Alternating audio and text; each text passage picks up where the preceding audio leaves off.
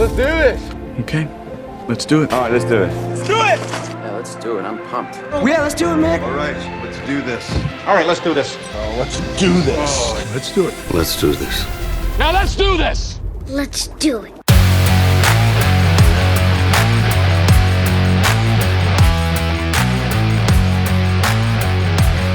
Welcome back to the Coaching Life Podcast. My name's Pat Martin. I'm here with Coach Chris Stewart. Coach, how are you doing today, man? It's been a while since we talked. I'm on the edge of my seat. Can't wait to talk to Since we you. recorded. That's right. Yeah. It's been a long time. Feels like it's been a long time. It's been a few weeks. Yeah. A long few weeks. A lot of things have happened in this few weeks. The last time we talked, you were calling me, and it was raining a lot. That's pretty much what has happened in the last 3 weeks. That summarizes it. Yes, that was a great summary of the last 3 weeks. It was raining a lot. We've actually not had a horrible time getting games in the last 3 weeks. That stretch that we talked there, you called me during our last episode, was kind of the worst of it for us. We missed a game, but we were able to reschedule it, and we didn't end up missing any other games. Of course, our schedule is a lot lighter than yours this year. In terms of number of games. I was actually noticing that. Go ahead, sorry.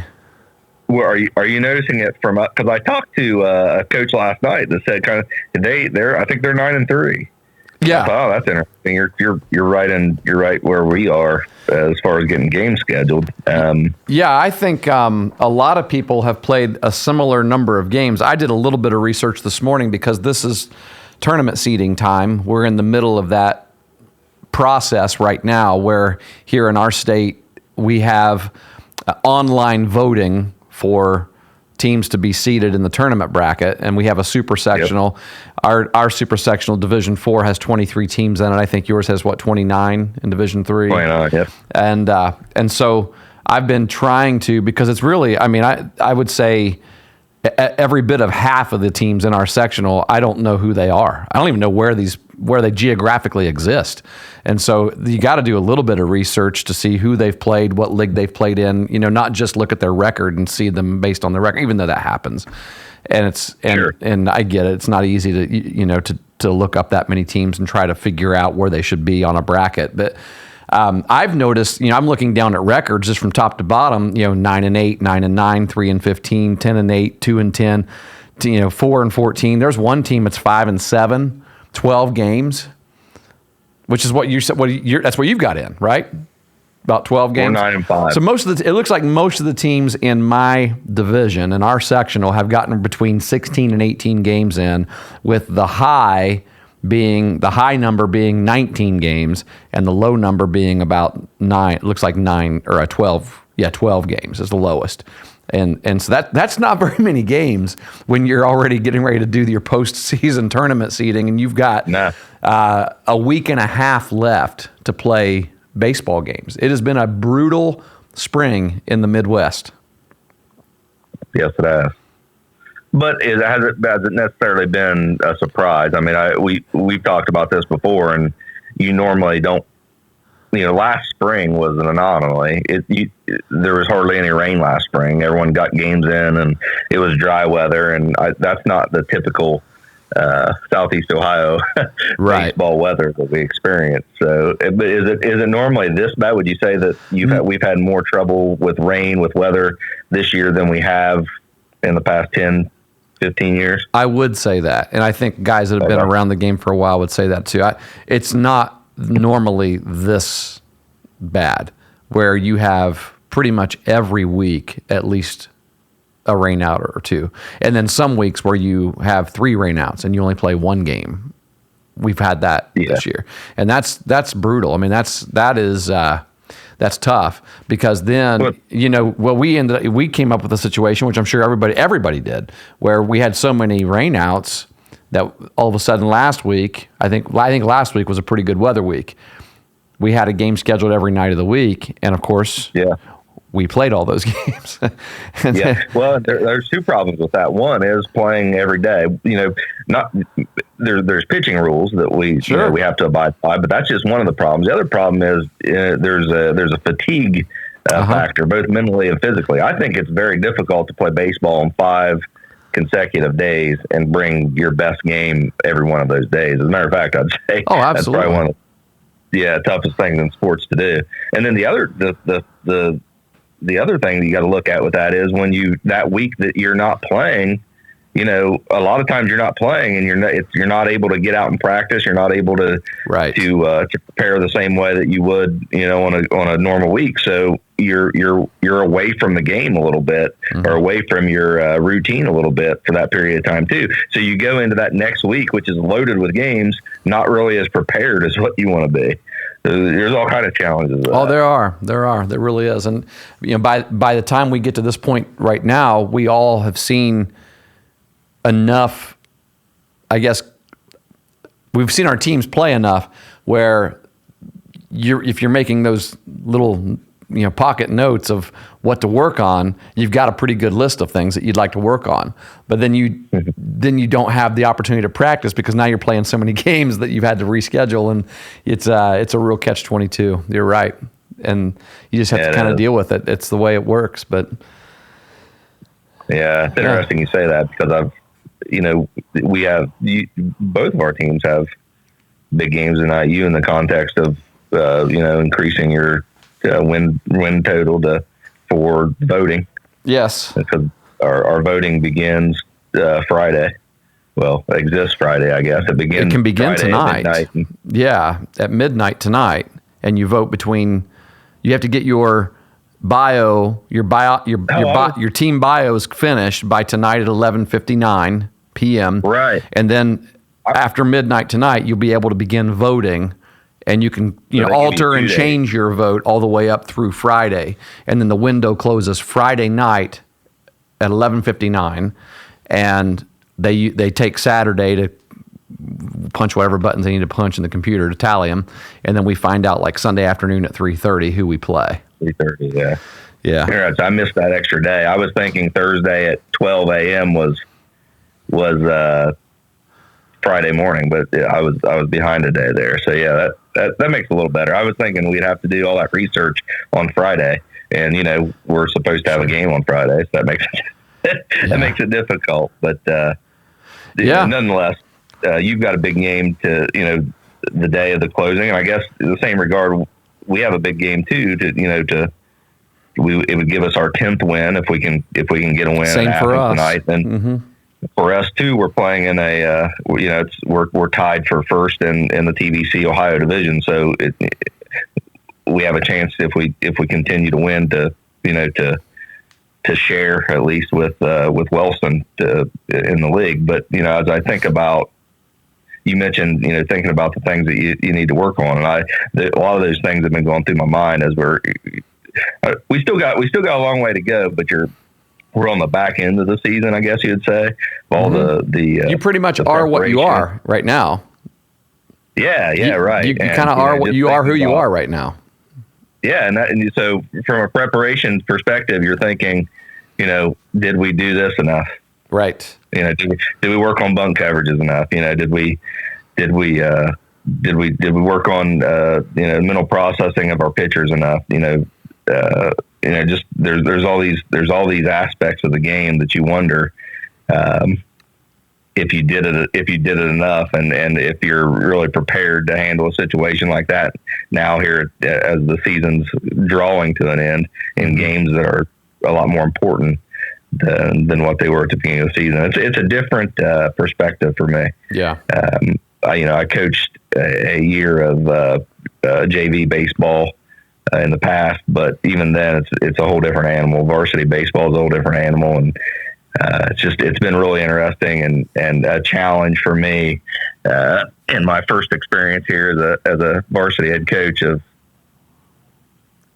putting those thoughts all together and kind of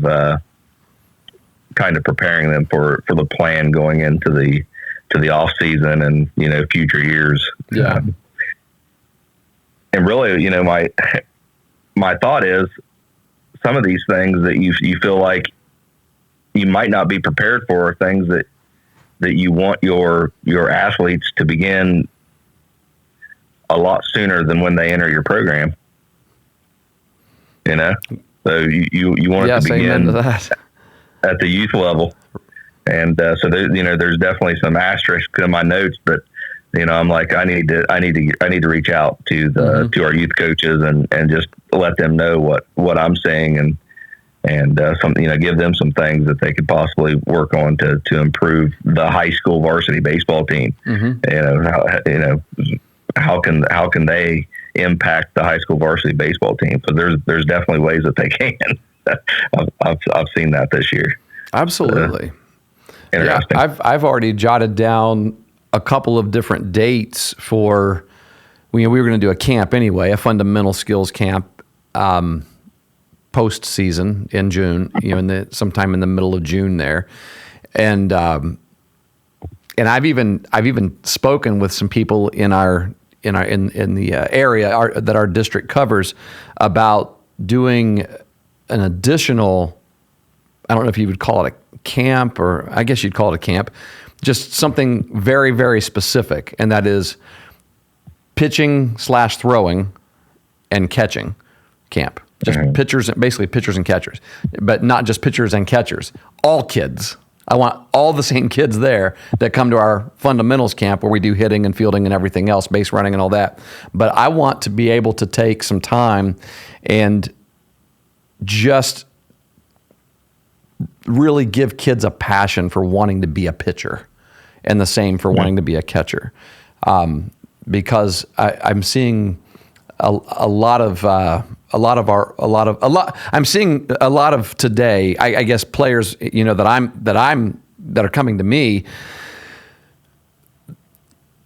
I don't have very many guys. I'll just say it this way: who, if you ask them what position they play, the first thing they would say is, "I'm a pitcher." We have guys that pitch, right, and like to pitch, but I want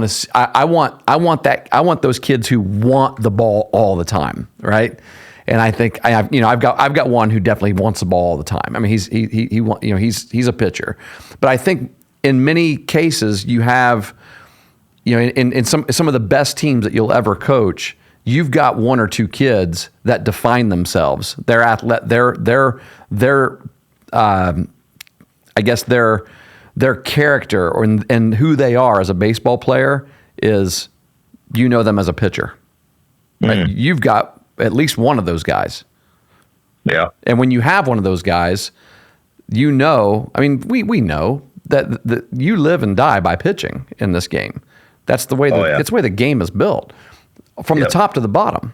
You go watch. The better you are. Yeah, you go watch a 10U game. The team that's got the better pitching is going to win the game 9 times out of 10. Right. The same is true for high school. You see that the teams that make it to the state championship, they've got at least one. If you've got 2, that'll elevate you to the state championship. But if you've got 1, you can get pretty far. You can get pretty far in the tournament.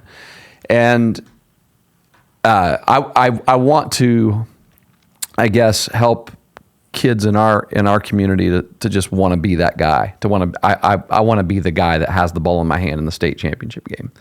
And therefore, you've got to just have this hunger and passion to be a pitcher. It's an interesting thought, because you're saying that, I'm wondering. I feel like a catcher position is also it has that same need. You need correct a person, an athlete that says, "I'm a catcher," because if you have just someone filling in as a catcher, they typically don't perform as well as as someone that says, "No, that's my position. I'm a catcher." They eat it up, they live it. And I'm wondering if that's true for every position. I wonder. Well, it probably is. Yeah, I mean, anytime you have someone who defines themselves by being an awesome shortstop, they're probably working on it a lot, and they're pretty smooth out there. It's certainly, it's absolutely true with the catcher position, and that's why I want to just hone in on pitchers and pitching and catching as primary importance for just helping young kids to see. Look, because not only is it helpful for kids, but it's also helpful for us to be able to see, look, this kid right here's got some potential. He is going to be a really good catcher. He is going to be a really good pitcher. So we need to make sure that we, pour into him, pour some effort into him and some energy into him as he grows. It's an interesting concept there. I think,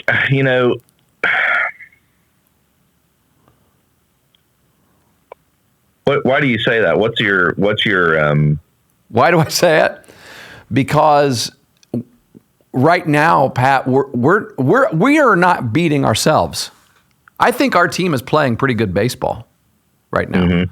Mm-hmm. All year I felt like we've played pretty. We've had a few bad innings like any team is going to have. I saw something the other.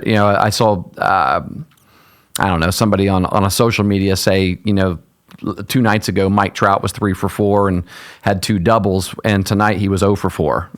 Hey, be reminded that not even the best guys in the game are able to perform at their top, ability every night, right? And it's a great reminder for all of us. So we've had a few letdowns as well, but I would say for the most part, we're playing very clean defense. We don't rack up a ton of errors. We make the plays we should make because we're not striking out a bunch of batters either. And I knew that coming into this year. I knew that we wouldn't necessarily have strikeout pitching.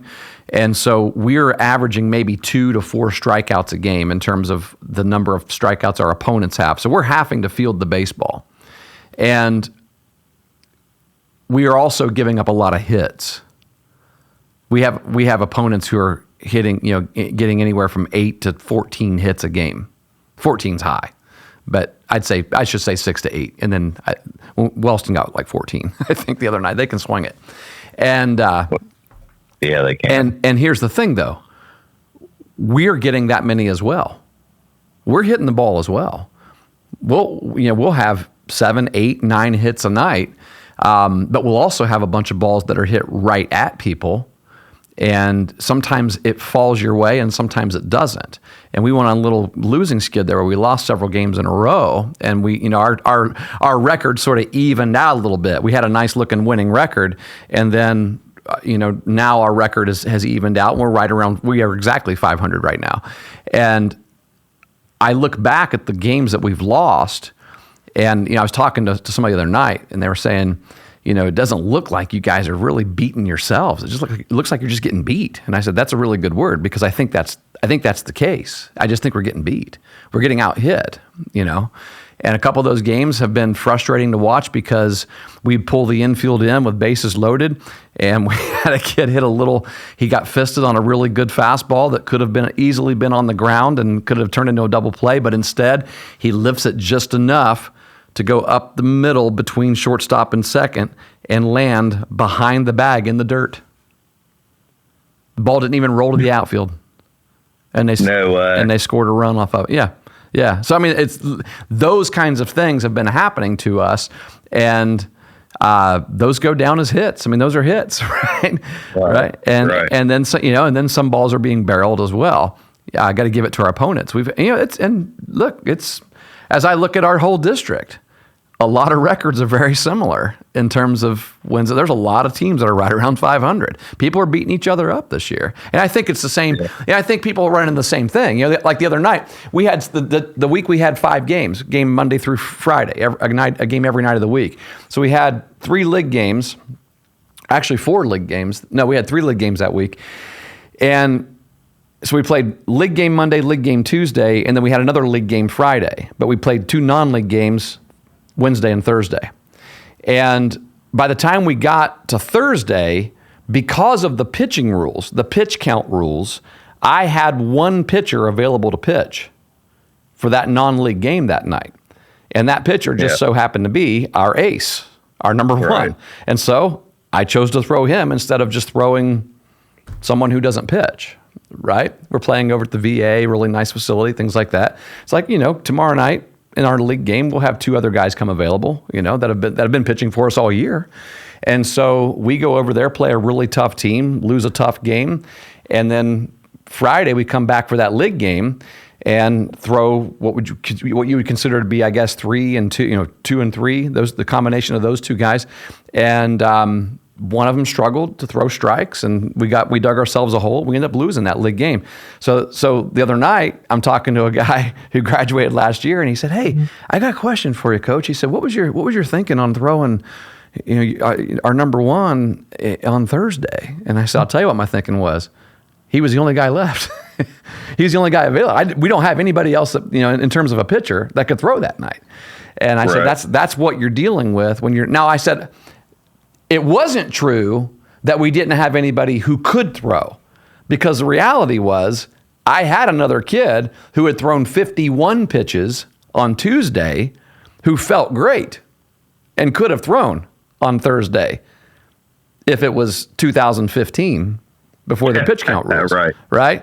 Yeah. Because back then we just kind of went on, okay, let's be smart in how you feel. But now we have this number that we have to follow, which I get it and I understand that. But it creates these kinds of problems where he just could not pitch. He could fire the ball in from the outfield, right? With no problem at all. His arm felt great, but I wasn't allowed to pitch him at all because he threw one pitch over the limit that required him to have 2 days of rest. And so he was unavailable on Thursday. And so it's just all of these things. People don't understand sometimes some of the decisions that you're forced to make because of, one, the rules, but also because of just other things that people may not realize. This kid actually is available to pitch, but he doesn't feel great. And so I shouldn't throw him either, Right, and absolutely. Yeah. So I guess if you have 15 pitchers on your roster, you don't run into issues like that. It's helpful for sure, isn't it? So let's develop those pitchers, develop those kids to pitch. We've done all right this year. I would say we have 4 pitchers, with a couple more that could throw. But with our light schedule, we've been able to work around it for the most part. But I definitely see, going into next season and the seasons after that, the need to definitely continue to develop pitchers. I've been watching our junior high baseball team, our 7th grade baseball team, and they throw 6 or 7 guys throughout the week. Yeah, that's good. Yeah, it's really good. So, it's funny how perspective changes when you're when your responsibilities change. But I like how they're being handled that way, because I know that they're getting a lot of guys some experience throwing. So I can appreciate that, and I feel good about that group coming up and being able to throw. So it's a good thing. Yeah, I kind of see where you're coming from there. Yeah. Now, I have a mission to have 27 games on our schedule next year, so I'll probably understand it even more at this time next season. So, right. But yeah, we've got some guys pitching in JV right now that will be able to come up and help us for sure next year, and so I can see that. But I think what you're saying is just the need and to develop guys from throwers into pitchers. Yes. Guys that really understand location and, there's a difference between a kid who eats that position up from one who I can pitch. Right. Because the one who just eats that position up, they understand how to play the position as well. I mean, I can't tell you how many times, you constantly have to remind pitchers to go back up throws, right? Oh yeah. I mean, yeah. But I bet you you're a guy that eats that position up. You don't ever have to remind him, or am I wrong? Well, they're never putting the ball in play while he's on the mound for one. And so you probably you can't think of a time when he's had to back up third base, because he's probably never had to have a ball hit in the gap this year. Yeah, I think what you're talking about there really is the self, the ownership of the position of who you are as a player, yes, and not just settling on, your development during practice. During team time, you're actually getting out there and you're learning about the position on your own, and you're studying the position. You're a student of the game is what you are in that case. I guess what I would say is you don't necessarily have to be a certain position to be that way, but I see what you're saying, and that if you do consider yourself a pitcher or a shortstop or a catcher, you should be out there learning everything you can about that position. And in doing so, you're probably becoming a more rounded baseball player in general. Yeah. But it's because of that drive of saying, yeah, this is, I want to know exactly what I need to do Right. in these scenarios. So. Yeah, you mentioned catchers, the catching position. There are kids who sometimes get thrown back there because they're athletic and they can get it done, right? They can get the job done. But then when you've got a kid who eats that position up, like their identity is in the fact that they are a catcher. And I've got a catcher like that. And when you see a catcher like that, what you see is every time base is empty, ground ball, it's just automatic. He's busting his butt down the line and back in that throw up. He's always talking about where to throw the ball to from the outfield. He's always adjusting the infielders, and those are things that when you've got a kid, I think, who just eats that position up from the time he's 10 years old and working his way up to high. By the time he gets to high school, those things are just natural, and that's what I mean by the pitching position as well. You might have pitched a little bit as a youth player, but when you get to high school, I'm still going to pitch a little bit, but that's not really who I am. My identity isn't in being a pitcher. My identity is in, and I think this is where a lot of the game has gone, and maybe shifting back. I don't know. Maybe it's shifting back toward pitching because you see a lot of pitching on the internet now. But I think everybody got hitting instructors and everybody worked on hitting, and it's easiest to work on hitting when you're by yourself than it is to work on something else, other aspects of the game. And so everyone just wants to be a hitter. Everybody wants to hit, and they see baseball as hitting and defense, and being a really great defender or being a really great pitcher has been secondary in the minds of a lot of maybe youth programs and kids, because in the youth game, a lot of offense is going to give you an opportunity to win too, because very rarely will you have a pitcher that's able, one, by rules, to go all 6 innings in a youth game, or even just able to pitch all 6 innings without getting knocked off of there at some time, if they're allowed to, based on the rules. Yeah, it's a tough question. What would you rather have, an elite hitter or an elite pitcher, if you could only pick one? Oh, an elite pitcher. Because you still need more than one elite hitter in your lineup. But if you have one elite pitcher, he can win you some games. The hitter hits every day. The hitter does hit every day. Yeah. The pitcher couldn't pitch every day. Interesting concept. I think you're right, though. I mean, it's the game of baseball. I mean, it's just our conversation here is nothing new. It's probably the most boring podcast episode we've ever done, because it's anyone who's ever been around the game of baseball, they've had these exact same conversations, I'm sure. Well, maybe, but I don't know how many people are listening that have been in the same situation. There's probably some people out there nodding their heads or shrugging their shoulders and just listening along and saying, yeah, this, I know what you're thinking about, or I know what you're saying. Well, what else do we do? This is what we do, right? We just record our conversations. That's right.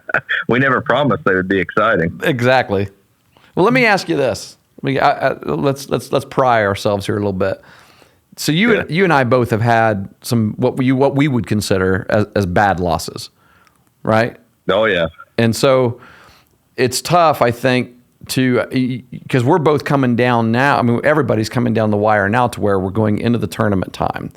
And sometimes it's easy. People talk about riding the wave of momentum and things like that in the tournament. And what are you doing right now? Like, say tonight, you and I, we chose to record today because both of us have big games tonight, what we would consider to be big games. And for me, it has nothing to do with the league. For you, it's league championship opportunity. We're out of the league race. But for me, it's just overall record and the fact that the seeding window closes tonight, and we will either be 9-10 after tonight, or we'll be 10-9 after tonight. And I think that's a big deal for us, one way or the other, because I think it very well could determine whether or not we get a first round bye in a bracket of 23 teams, where 9 teams are going to get a bye, which means 14 are going to play 2 sectional games. I feel like if we are able to record a 10-9 record, we have a slight chance of being a 9 seed, perhaps. Mm-hmm. If we record a 9-10 record, I don't think we have any chance of being as high as a 9 seed. Just Yeah, looking I at see the what you're current saying looking at the current records of the teams in our district, I wouldn't think that at all with 10-9. I wasn't thinking that at all until I started doing some research and seeing, well, there's actually a lot of teams with losing records in this district right now. There are not a lot of losses. I mean, there's only a few that have like 2-10 type of record, but there are a lot of like 8-9s and 7-10s and records like that are really close to where we are sitting right now at 9-9. And so for us, it's a big game, I think, just for the sake of a record. Plus, it is a league game, and you still want to win league games. You still want to. There's a lot of pride in doing as good as you can. We're 6-5 in our league right now. Yeah. There hasn't been and I think in our league, it's pretty much been a any given day type scenario, except for one team. Anytime a team has a really dominant pitcher. I'm speaking to a guy. Your team has a very dominant pitcher, but our league has a pitcher as well. It happens to be my first cousin's boy. I love him to death. Who's a really dominant pitcher, and I'm happy for him having such a great season this year, because he's actually battled a lot of injury through high school, and it's been really discouraging for him. And he's playing with a lot of joy this year, and it's really good to see. Even though he beat us twice, it's really good to see. I got to tip your hat, right? When he's on the mound, they're going to win the game, and that's you just kind of know that, and so they're going to win the league. But there isn't another team in our league that has that kind of dominant pitcher, and so it just depends on who you got to throw that day. I think any given team, and the same is, I would say the same is true for Southern as well. The team with the dominant pitcher, I think when he's not throwing, then you got a chance, right? Because everything's kind of even outside of that dominant pitcher.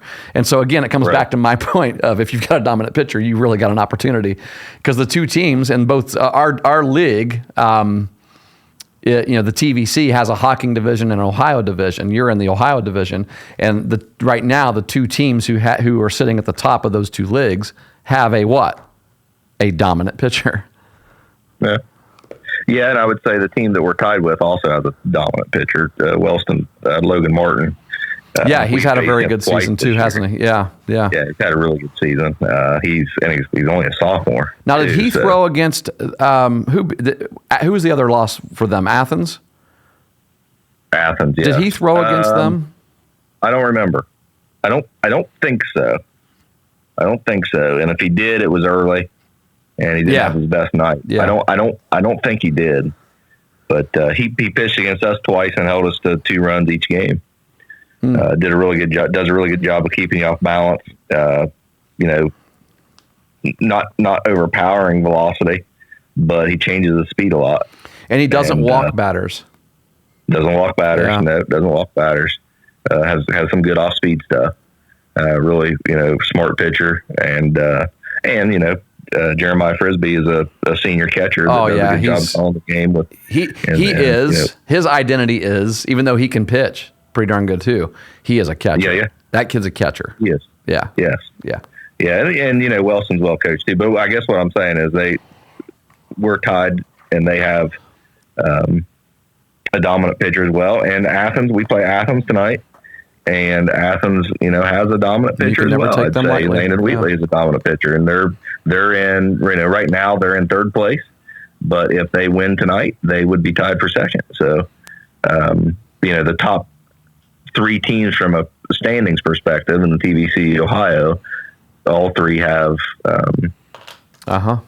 dominant pitching. Yeah. So yeah. That's a good point. I don't even know who's in 2nd and 3rd in our division. I don't know the records of everybody in the Hocking division of the conference. It's hard to get that stuff this year. Like, are they printing standings? It's nothing against our journalists, but why can we not find out whose record is what in our particular area?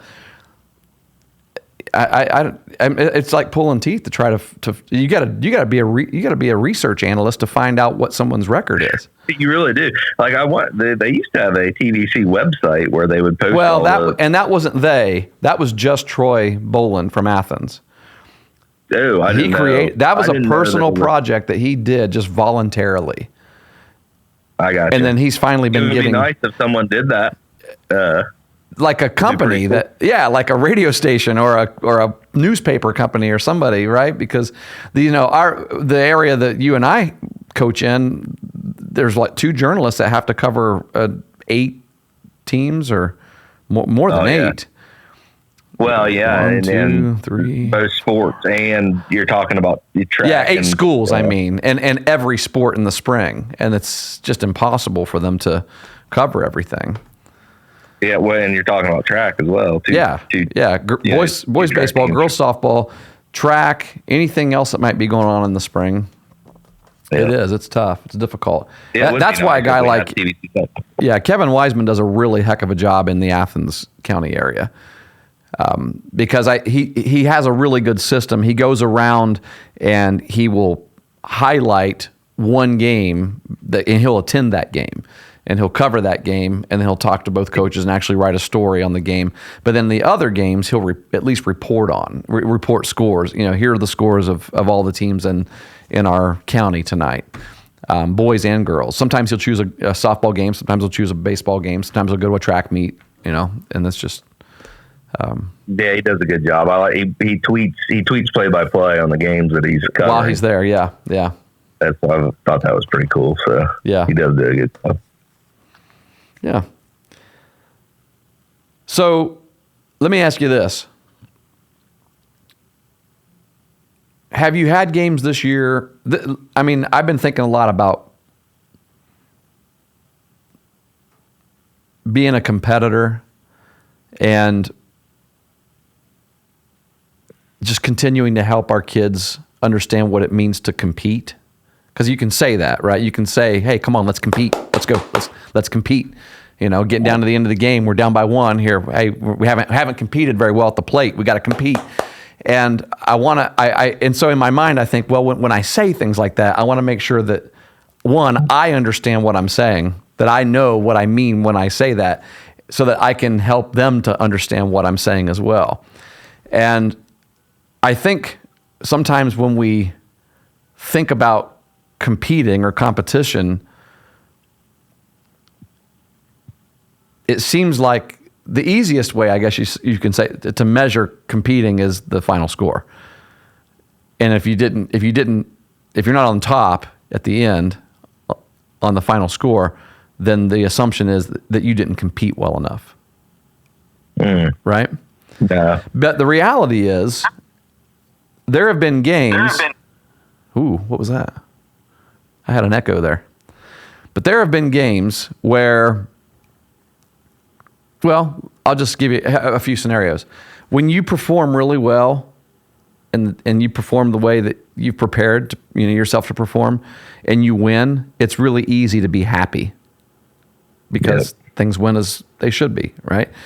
And in those cases, I think, you as a competitor, basically you can attribute all of your success in that game to the fact that, hey, we were prepared and we're going to ride that into the next game. I think that's the key word that's my answer to your question right there, the word prepared. But go ahead with your thoughts. So here's what happened. Here's what could happen the next day.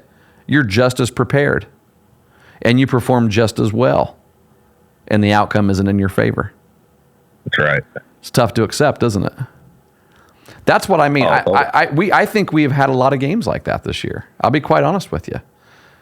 Yeah. There have been games. I have had more games this year that have been losses that I find myself on the drive home, because I ride the bus home and then I've got another 30-minute drive back to my house. On the drive home, going through every potential scenario, and I haven't found as many. Man, if that kid had just made this play that he didn't make, or that dumb mental mistake, or if we just hadn't made that one, or if I had just made a different decision here, there haven't been many of those things that I have dwelled upon as much as me thinking, you know what? We just got beat. We just got beat. Yeah. And it's hard to accept that, to recognize that you just lost. I mean, you prepared and you played to your best ability. Yeah, there are things that you could do better, but within the game, both teams could say that. And both teams could say that an umpire could have made a better call for them too. Things like that. But it's sometimes hard to accept the fact that you just got out hit tonight, or that pitcher just beat us tonight. It's always hard to lose. Yeah. I think that's all part of the mental discipline that goes into sports. Obviously, you can't let it impact your performance going forward. Mm-hmm. But when we've talked about this before, you've heard the phrase, "Well, they wanted it more." This team wanted it more than we did, or they wanted it more than you did. And I think sometimes that phrase comes with. I think sometimes that phrase comes because of superficial things. I'll just be real honest. You and I chatted a little bit this morning about energy, right? Mm-hmm. And sometimes I told you, sometimes I have had people tell me that like our team doesn't play with enough energy because they're not loud and boisterous and constantly chirping, constantly, I don't mean chirping like chirping at opponents, but constantly, just saying things. And you go to a college game, a lot of college teams are very loud and boisterous. And I've never been that guy. I've never been that kind of coach. I've never encouraged that. I know that baseball is a long game. It's played more like a marathon. It's a slower game, and if you get too hype, it's real easy to get knocked down off of that. And then what do you do, right? And I feel like sometimes when people say they wanted it more, it's because they didn't see us as being fired up enough. Mm-hmm. And I'm not a get fired up type of guy when it comes to baseball. I'm just not. I would. Yeah, and my rebuttal to that would be, I think in terms of desire and in terms of wanting it more, that really the time that really matters is in practice. Yes. In my opinion. Yes. I think if you want it more in practice, that's when you reap more benefits in the games. I think naturally, as competitors, as human beings, all of us want to win when we're out there on the field. Right. No one's out there, really just mailing it in, saying, "Well, I don't really care if I win." Even if in the back of your mind you think you're going to lose, there's a time that you're playing hard because you want to win. I think everyone wants it, especially at the level that we're talking about. But it's in practice that when how much desire, how much want do you have when you're working to get better, when you're working to prepare. That's when it matters to me, I think. And as far as energy goes, that's the same thing. It's the same case to me. It doesn't do you any good to play loud if you're not going to practice loud. And yeah, one of the things, and I'm in the same boat with you, Coach. I've never been a coach that's really encouraged a lot of chirping or a lot of I guess you could say rah like a rah guy, right? Yeah. But when I came into the program here, I recognized that I have a group of seniors that eat that stuff up. They love it. And my challenge has been this year of trying to keep them, I'm fine with it. I'm okay with it. Yeah, it's the personality of the kids, right? Like, I think to try to get kids to do something that's not within their personality, that's superficial. It's fake. Superficial, and it's not going to help. Yeah. It's going to put them in an awkward state. Right. Where they're not comfortable. You want them to be comfortable. Right. You want them to play loose. You want them to be themselves. But at the same time, like in the case of our team this year, my challenge has been making sure that, while they like to ride that, they like to be really loud when things are going well. We can't not be loud when things are going bad because. Yeah, if you're loud when you're up 2-0 in the fifth, you better be the same tomorrow when you're down 2-0 in the fifth. Otherwise, you're bringing negative. You're bringing negative feelings into the dugout. You're bringing negative feelings onto the field. That makes you worse. Yeah. As a team, as a player, it makes you worse. So you have to be steady in your approach to the game. Yeah, because then you've got people saying, "Uh-oh, listen how quiet we are. What's going on?" Here's the thing. That's not who we normally are. We normally are the loud team. Yeah. If you are a quiet, do your business, lead by example type of team, it's easier to stay steady. Oh yeah, I agree. Yeah, because you never feel rattled. You never miss that loudness. Right. You know what I'm saying? So it's easier to stay there. It's more of a challenge to be loud all the time than it is to just be calm. But take a calm, patient approach to the game, and trust that your preparation is going to get you where you want to be. And then you have the other teams that like ours this year that like to be loud and like to draw from the energy and. And we've seen it this year, and we've talked about it. When things are going really well for us, we've got a lot of energy, and when things aren't, we don't. And that's that ultimately that falls on me. I would like to think that I've succeeded in steering it in the right direction sometimes, and I've failed to steer it in the right direction sometimes. So that's one of them notes that I have down on my notebook. Mm-hmm. Going into next season, what's going to be the personality of the team? And how are we going to manage that? So, yeah, but I agree with you in that regard. I didn't realize college teams were loud and chirpy for the most part. A lot of them are, and some are not, but they you have that kind of I think the reason why is because I think. That's a very long season. You're talking 50 plus games. And I think that I don't know. I mean, that's all, their whole life is baseball at that point. Baseball with a little bit of class, right? A little bit of academics as well. And so they've got, it is, you talk about someone who eats it up and it's just every aspect of the game is fun to them. I think, you're still going to have the personalities, of some quieter kids, standing there on the bench. But when you've got a roster of 35 and some of those kids are in the bullpen and a lot of the kids are not going to play that day and they know they're not going to play that day, those are going to be the ones I think that's what you see it in college because I don't think it's the guys that are in the game as much that day. I don't think your pitcher is going in the dugout and doing that, right? I don't think. Right. I think with the colleges, it's some of those guys take it upon their role to be the boisterous fella. I've got a kid like that right now on my high school team. I've got one.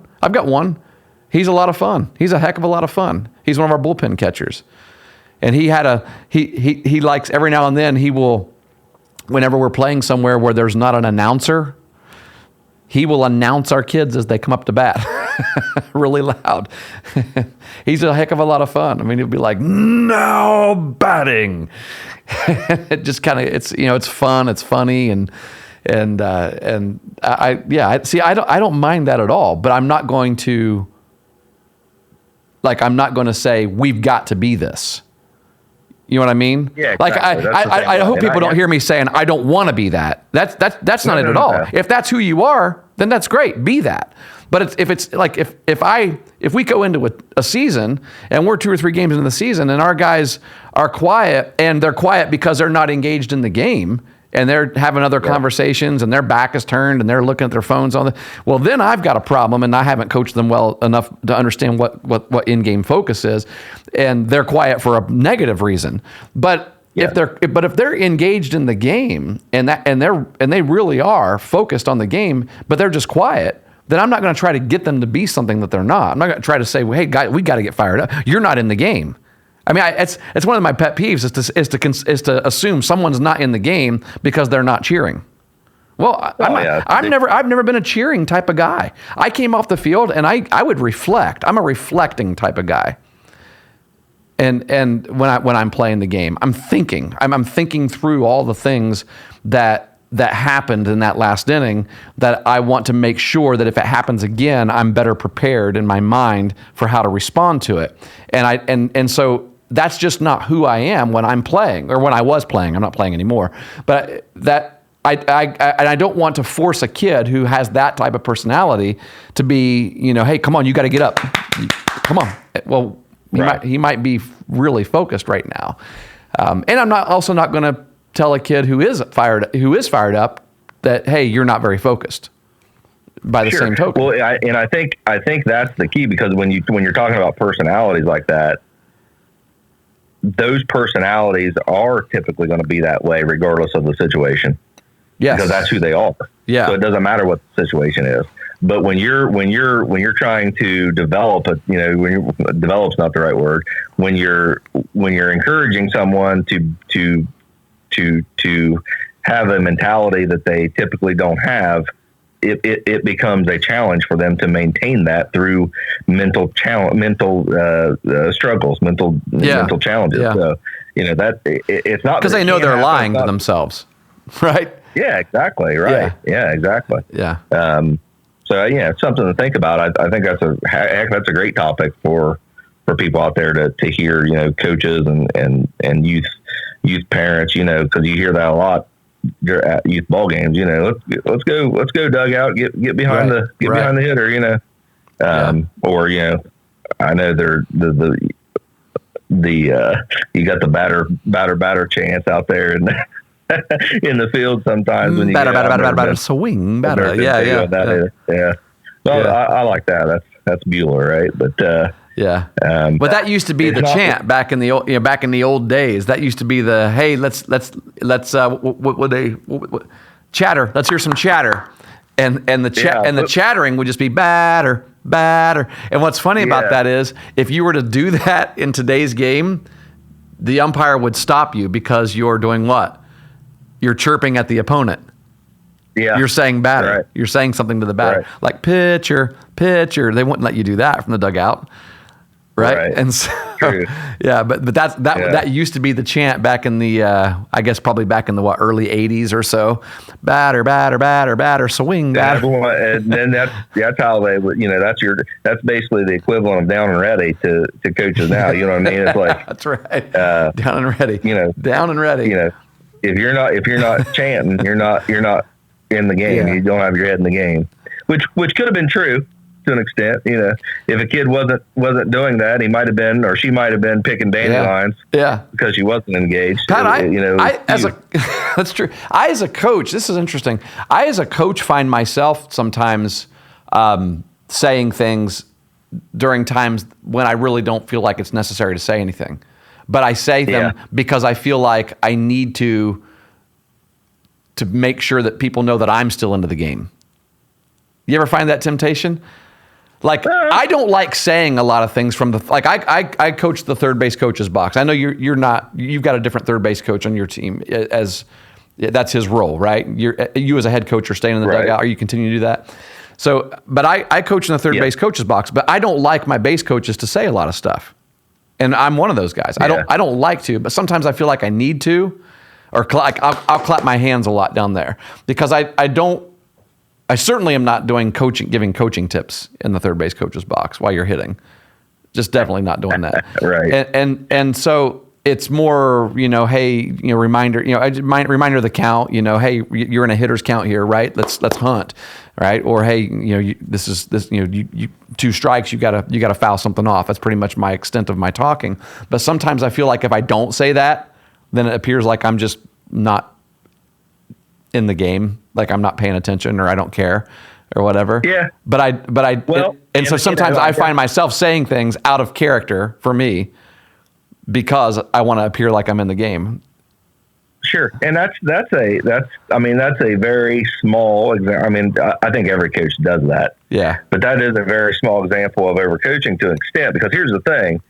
Because initially when you said that, I say dead red. Yeah. Yeah. You know what I mean? A little reminder. Yeah. A little reminder. Yeah.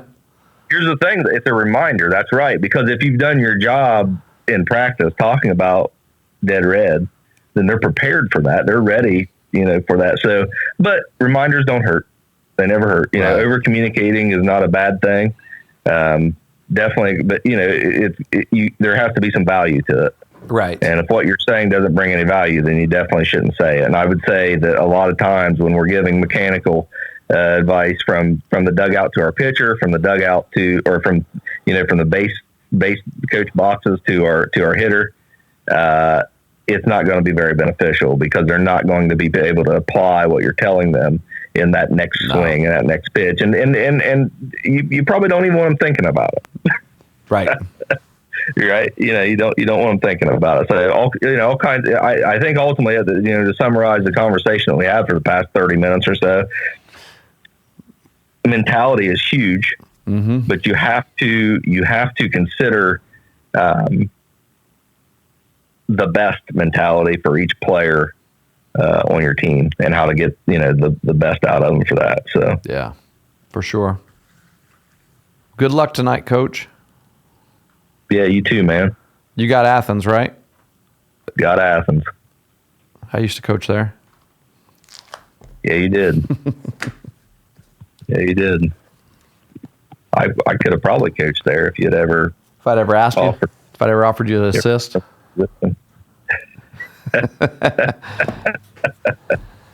Hey, it was good talking to you. I'm glad we got a recording in. It's been a while, and yeah, I'm looking forward to getting back on a consistent schedule for everybody. Yeah, me too. Yeah, I think we'll have probably we'll have a lot more on our minds and plates here over the next couple of weeks as we get into tournament season. But you and our teams are playing each other again next week. Actually, that's our last game on the schedule. Is that your last game on the schedule? It is currently. Yep. Tournament time. Yeah. So that's whether or not we're playing on Saturday of next week, which would be the first day of sectional tournament games, will be determined by this Friday, finding out if we're a 10 through 23 seed. Yep. Well, good luck with that. Yep. Hey. We find our way in the same area. So. Yeah, sometimes I don't mind that playing that. I mean, playing that extra game isn't always bad. And when's your follow-up game? You play one of my Saturday best seasons I've ever. It'd be Saturday and Tuesday, so you have 2 days of rest for pitching. But yeah, one of the best seasons or postseason, most memorable postseasons I had. We played. There was one play-in game, I guess you could say, because there were two teams that did not get a bye. It was back in the old days when when the sectional was like 9 teams or 10 teams, something like that, and the bottom 2 teams got sort of a play-in game, and then from there you were seeded. And so if you won that play-in game, that means you're playing the number 1 seed the next time, the next day, and that was the year that we knocked off Jackson, who was the number 1 seed, and then went to the regional final from there. And we came into that sectional with a losing record. We were under 500. Nice. Yeah. You just peaked at the right time. Yep. It could happen. Got some timed hitting, some good pitching. The recipe to success in the tournament. So, well, good stuff. Sounds good. We'll. Hey, don't make any bad decisions tonight, okay? I'll try not. Just get out of their way. Let them play, Coach. I'll try.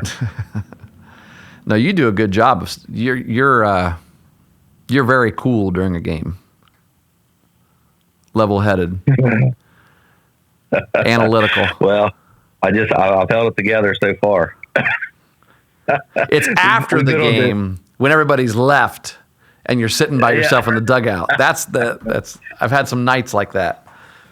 Yeah, that happens. Yeah. And when you have a field with lights, you could sit there for a long time, and then your wife is calling saying, "Hey, are you still at the field at 11 o'clock at night?" Oh yeah, I'm gonna shut the lights down and head home here in just a minute. I had a few nights like that. In fact, that season that I just talked about, where we came into the sectional with a losing record and ended up making a nice run, that was a really rough season. The regular season was very rough. I had some nights where I sat there like that. In fact, I wrote a resignation letter after about the 13 games in. But you didn't turn it in. Did not turn it in. Yep. Sometimes that happens. Everybody goes through it. You can't be on top every year. You just can't be. You could have consistency where you're doing a heck of a job of developing in the younger levels, and as they come up to you, then you get them as well, and you just keep developing them. But every now and then, you just don't have the talent. Sure. And everybody runs into it. Yeah. Yeah. Coaching comes and goes. Coaching's overrated, people say, right? Absolutely. And that's where it's overrated. If you've got talent, you could win. And I think coaching fills in the gaps and helps you win games you shouldn't win. And I think bad coaching also causes you to lose some games that you shouldn't lose. And I think that's where the difference maker is, and that's where you have to hold the mirror up and ask yourself, where am I? What did I do tonight to contribute to this loss, and what did I do to help us win this game? But I think for the most part, the teams that have talent are going to win more than they lose. If you suit up a monkey and put them out there in that third base coach's box, the team with talent's going to win more than they lose. I've always said that. I've had some arguments with people on that. Like some people are like, well, I'd rather have guys with want and desire, and I'm like, if they don't have talent, you can want it all you want. When you go up against a team that has talent, it's going to be hard to beat them. It is. Trust from a guy that has a lot of want and desire when I played, there you go. but not a lot of talent. Trust me. Well, we've always said it, right? Everybody's looked at two different kids and said, man, if I could take the heart out of this kid and exchange it with the heart in this kid, or give this kid the body of that kid who doesn't want it as much. We've all seen kids like that, right? Where you say, man, this kid just wants it. It's just a shame he's not very athletic. Yep. But you know what? We could keep talking about this forever. I know. That changes the kid. Yeah. You know what I mean? It changes the kid. And if they had that, they might not have the talent. Yep, you're right. Or so. Yep. There's never good fortune or bad fortune. There's just fortune, and you have to move on with it. Right. Coach, it was good talking to you. Good talking to you. Hopefully we talk to everyone next week. Yeah, we'll do our best.